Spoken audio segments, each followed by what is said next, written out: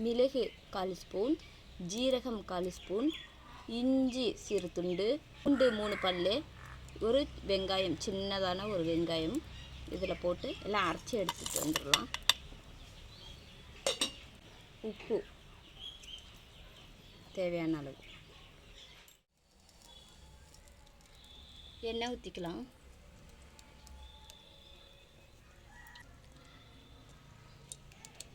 இந்த மசாலா அரைச்சி எடுத்துகிட்டு வந்துட்டோம்.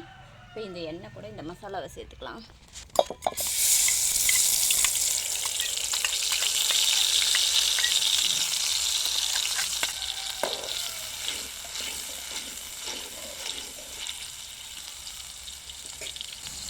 கரம் மசாலா 1/4 ஸ்பூன் சேர்த்துக்கலாம். மஞ்சத்தூள் 1/4 ஸ்பூன்,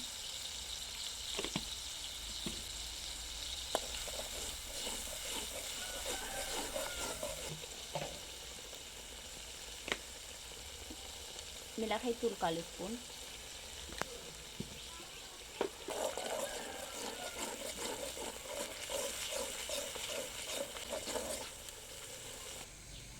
மூணு முட்டை வேக வச்சு எடுத்துகிட்டு வந்திருக்கோம்.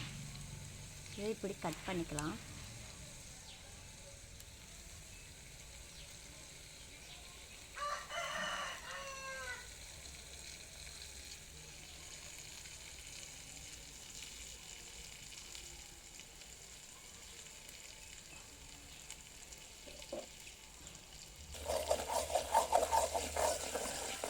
இந்த மசாலாவில் பச்சை வாசனை போகிற வரைக்கும் நல்லா எண்ணெயிலே வதக்கிக்கலாம். இந்த மசாலாலே நம்ம உப்பு வச்சு அரைச்சிட்டோம், அதனால் உப்பு போடாதீங்க. உப்பு தேவைன்னா போட்டுக்கலாம். இப்போ இது கூட முட்டை சேர்த்துக்கலாம். வேக வச்சு வெட்டி வச்ச முட்டையை சேர்த்துக்கலாம்.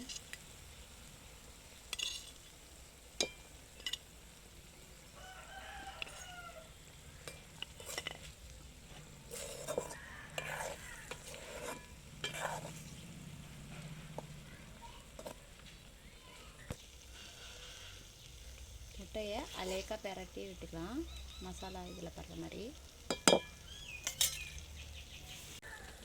மல்லி இலையை சேர்த்துக்கலாம்.